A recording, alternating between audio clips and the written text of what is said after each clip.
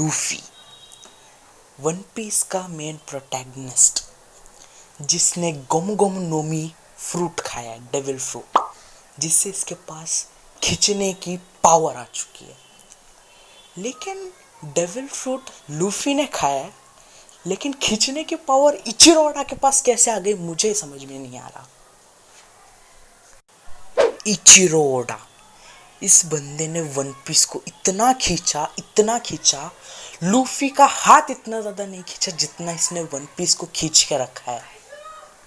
Literally one piece को इसने इतना खींचा है कि वन पीस के जो स्टार्टिंग में 10 साल के बच्चे थे ना, जो वन पीस को देखते थे, वो देखते देखते 30 साल हो चुके हैं, लेकिन उनको वन पीस की एंडिंग नहीं मिल रही है बस की। Average toxic fan of One Piece. अबे तुझे पता भी हो वन पीस में कितनी सारी मिस्ट्रीज है, उन्हें सॉल्व करने के लिए इतने एपिसोड बनाने पड़ते हैं। चुप! तुम लोग को पता भी है इचिरोडा का शुरू में प्लान ये था कि वन पीस को सिर्फ 5 साल के अंदर निपटा देना था, लेकिन वो 5 साल अभी 25 साल बन चुके हैं, लेकिन वन पीस की एंडिंग नहीं हो रही है बैंस की। इतनी मिस्ट्रीज करते रहते हो, 2 आर्क और पूरा का पूरा 99.9% मिस्ट्रीज उधर ही सॉल्व हो जाएंगे। पता है क्या है? वॉइड सेंचुरी और गॉड वैली इंसिडेंट, ये दोनों अगर दिखा दे ना, जो कि 150 एपिसोड्स के अंदर इजीली निपटाया जा सकता है, लेकिन नहीं दिखाना है इसको तो और 1000 एपिसोड्स तक खींचना है इसको। ऐसे नहीं, आराम से स्टेप बाय स्टेप रोस्ट करते हैं इसको, ठीक है? तो वन पीस का मेन प्रोटैगनिस्ट है लूफी, जिसका गोल है पायरेट किंग बनना, और इसके पायरेट किंग बनने के उतने ही चांसेस है जितना मेरे चैनल के ग्रो होने के, 0। फिर भी गधों की तरह ट्राई करते ही रहते। तो लूफी का गोल है पायरेट किंग बनना, लेकिन 20 साल से इस बंदे से पायरेट किंग नहीं बना जा रहा। उससे पहले आने वाले लोग होकागे बन लिए, फ्रीडम ढूंढ लिए, खुद को ढूंढ लिए, लेकिन तुझसे एक पायरेट किंग नहीं बना जा रहा। Here I come. तेरे से बाद में आने वाले लोग होकागे बन लिए, फ्रीडम का रोना करते करते मर लिए, और तू अपने लिटरली ज़ोरो, सांजी, निको रोबिन, नामी, यूसॉप, चॉपर, जिम्बे, ब्रूक, इतने बेस्ट फ्रैंकी, इतने बेस्ट क्रू मेंबर्स होने के बाद भी इससे एक पायरेट किंग नहीं बना जा रहा। 20 साल हो गए। तो अब आते हैं ज़ोरो के ऊपर।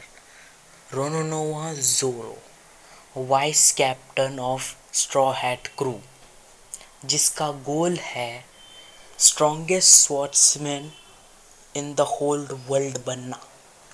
तो ये मुझे लूफी से ज़्यादा क्यों पसंद है? क्योंकि इस बंदे के अंदर वो दिखता है डेडिकेशन कि मुझे स्ट्रॉन्गेस्ट स्वॉर्ड्समैन बनना ही है। तुम इसको जब भी देखोगे ना, तो ये सिर्फ 3 चीज़ें करता हुआ दिखेगा। पहला, या तो वो ट्रेनिंग कर रहा होगा, दूसरा, या तो वो सो रहा होगा या दारू पी रहा होगा, तीसरा, या तो वो सांजी को रोस्ट कर रहा होगा।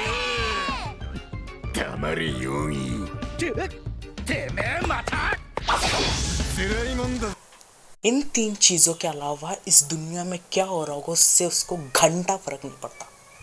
और भाई ये बंदा सांजी को इतना रोस्ट करता है, कोई रियल लाइफ में चने इतने रोस्ट नहीं करता जितना इसने सांजी को रोस्ट करा है। एक तरफ ज़ोरो जो अपने सपने को पूरे करने के लिए मेहनत करता है, और वहीं पर है लूफी। ये साले ने बचपन में बस एक बार गोमू गोमू नोमी खाया था, और उसने बचपन में थोड़ा सा ट्रेनिंग करा और निकल लिया शिप लेके पायरेट किंग बनने। फिर क्या हुआ? वही होता है जो हर लड़के के साथ होता है। ज़िंदगी ने इसको 2 चाटे मार के इसको इसकी औकात दिखा दी। और मारे भी क्यों नहीं? क्योंकि इस बंदे ने 300 एपिसोड्स तक ट्रेनिंग का टी तक नहीं करा है। लिटरली 300 एपिसोड्स लग जाते हैं इसको ये रियलाइज़ करने के लिए कि मुझे स्ट्रॉन्ग ट्रेनिंग करनी पड़ेगी, स्ट्रॉन्ग बनना पड़ेगा। और वो ट्रेनिंग भी उतना ही करता है जितने मेरे चैनल पे सब्सक्राइबर्स हैं। 4 एपिसोड्स बस। और उसका ये पावर अप भी ज़्यादा देर तक टिकता नहीं है, क्योंकि बस 100 एपिसोड्स के अंदर फिर से उसको उसकी औकात दिखा देते हैं। आई गेस साबाउडी 400 के आसपास कहीं तो शुरू होती है। उसके बाद तो भाई लूफी को हर कोई बस बुली कर रहा होता है। लिटरली साबाउडी में सबसे पहले किजारो आया, उसने उसको चाटा मारा। उसके बाद कुमा आया, उसने उसको चाटा मारा। इसके बाद अमेजॉन लिली पे बो हैनकॉक ने इसको चाटा मारा। फिर इम्पेल डाउन में मजेलन ने इसको एक चाटा मारा। फिर ब्लैक बियर्ड भी इम्पेल डाउन में उसको चाटा मारा। फिर से मजेलन ने उसको इम्पेल डाउन में चाटा मारा। उसके बाद वाइट बियर्ड ने इसको चाटा मारा। उसके बाद मिहॉक ने इसको चाटा मारा। उसके बाद तीनों एडमिरल्स ने मिलके इसको चाटा मारा। उसके बाद सेनगोकू ने इसको चाटा मारा। और उतना ही नहीं, उसके बाद अकाइनू ने फिर से इसको चाटा मारा। उतने पे रुकता नहीं है, ना ना ना ना। उसके बाद रेस्क्यू करने के बाद जिम्बे ने भी उसको एक लगा ही दिया। मतलब भाई सबाउडी के बाद तो इसको बस बुली ही करते हैं कि तू बहुत कमज़ोर है। उसके बाद उसको समझ में आता है और वो 2 साल की ट्रेनिंग के लिए निकल जाता है, तब जाके मतलब आधा वन पीस ख़त्म हो जाने के बाद ये साला ट्रेनिंग करता है, वो भी बस 2 साल के लिए। उसके बाद आज तक ट्रेनिंग नहीं करी है इसने। तो ज़ोरो, इसकी स्वॉर्ड्समैन स्किल्स जितनी अच्छी है उतनी ही बुरी इसके सेंस ऑफ डायरेक्शन है। अगर तुम इसको बोल दोगे ना कि सीधा स्ट्रेट लाइन में चलते जाओ, तो वो स्ट्रेट लाइन में भी वो आड़ा टेढ़ा निकल जाएगा। तुम लोगों को पता है कि थियोरीज बनी हुई है, रूमर्स है कि ज़ोरो मल्टीवर्स ट्रैवल कर चुका है। माय हीरो एकेडेमिया में डेकू का बाप भी ज़ोरो ही है, ऐसी थियोरीज है, पता है तुम लोगों को। अगर ज़ोरो के पास गूगल मैप होता तो साला गूगल मैप भी कंफ्यूज हो जाता कि मुझे जाना किधर था बहस की। आते हैं सांजी विंग स्मोकर के ऊपर। इसका नाम ना इसकी पर्सनालिटी के साथ बहुत सही से जाता है, सांजी विंग स्मोकर। ये बंदा ना भाई इस दुनिया का सबसे बड़ा दोगला इंसान है। लिटरली ये वही बंदा है जो बोलता है कि रिस्पेक्ट वुमेन, वो लड़कियों पे हाथ नहीं उठाता। एंड सीजर क्लाउन वाले आर्क में जब लॉ ने प्लेसेस स्विच कर ली थी सांजी और नामी की, तो नामी की बॉडी के साथ वो ये कर रहा था। और ये साला इस दुनिया का सबसे बड़ा सिंप है। अगर कोई भी जवान लड़की दिख गई ना तो उसके पीछे पीछे चला जाता है ये। और भाई इसकी बातें, लिटरली इसकी बातों में लॉजिक तो होता ही नहीं है। क्या है ना, एनियस लॉ भी उसी आर्क में ना सांजी का पावर अप हुआ था और उसने घूम घूम के अपने पैरों पे फायर ला दी थी। और जब इससे कोई पूछता है कि ये ऐसा कैसे कर पाया, तो नॉर्मल इंसान तो कर नहीं सकता, उसके पैर जल जाएंगे। तो इसने पता है इसके पीछे का रीज़न क्या दिया, कि मेरा पैशन इतना ज़्यादा है कुकिंग के लिए कि मेरे पैर आग में लग चुके हैं और मेरे पैरों को कुछ नहीं हो रहा। मतलब भाई लॉजिक तो होता ही नहीं। अभी मांगा में भी किजारो ने एक लाइट बीम छोड़ी थी किसी के तरफ, तो और सांजी ने उसको किक करके रिफ्लेक्ट बैक कर दिया। जब किजारो ने पूछा कि भाई तू ऐसे कैसे कर पा रहा है, नॉर्मल ह्यूमन तो कोई कर नहीं सकता, लाइट की चीज़ को कैसे रिफ्लेक्ट कर सकता है, तो वो रीज़न मुझे याद नहीं है, वो भी कुछ स्टूपिड सा ही बोलता है। मतलब भाई रीजनिंग तो इसकी समझ जाओ। भैंस की किजारू भी बोलता है कि तेरा जो लॉजिक है ना, उसके लिए तो फिजिक्स की बुक्स ही चेंज कर देनी पड़ेंगी। अरे सांजी के ड्रीम के बारे में बताना तो भूल ही गया मैं। वैसे बता के कोई फ़ायदा भी नहीं है, क्योंकि ओडा सर ने उसको जैसे डाउनग्रेड किया है ना, लिटरली मांगा में सैटर्न की एंट्री से ही वो बंदा बेहोश हो गया, इतना कमज़ोर है वो। तो उसके बारे में बात करके कोई फ़ायदा नहीं है। तो अब बारी आती है Jinbe, the first son of the sea, warlord, former warlord Jinbe. तो जिम्बे एक फिशरमैन है और ये मुझे ना स्ट्रॉ हैट क्रू में सबसे भोला बंदा लगता है।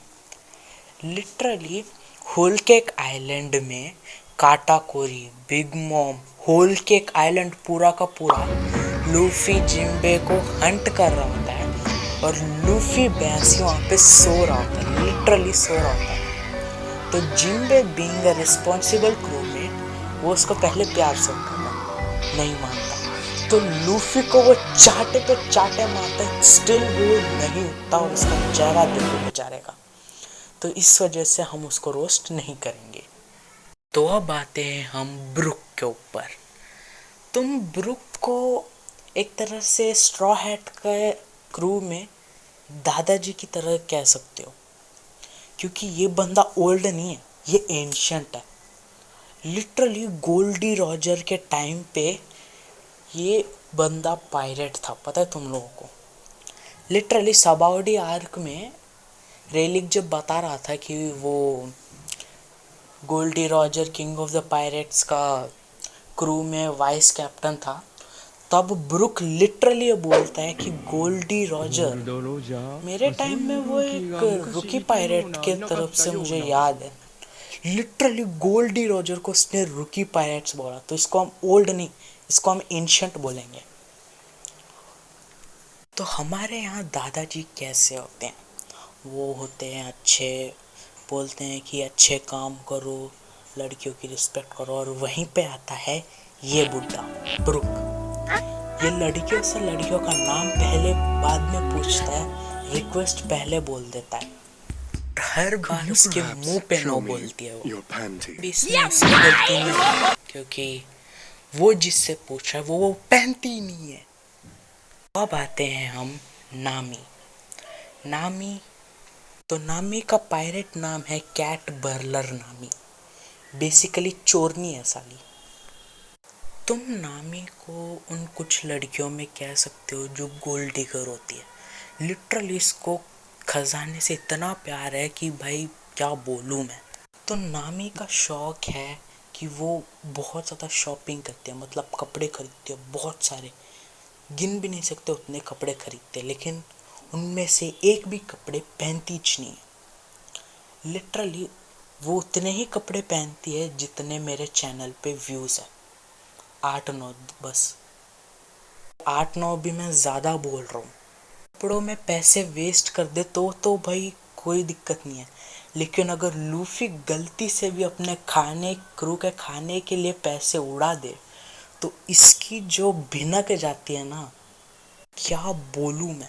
आयरॉनिकली ये खुद चोरनी है, लेकिन अगर इसका पैसा कोई चुराए तो इसकी सटक जाती है।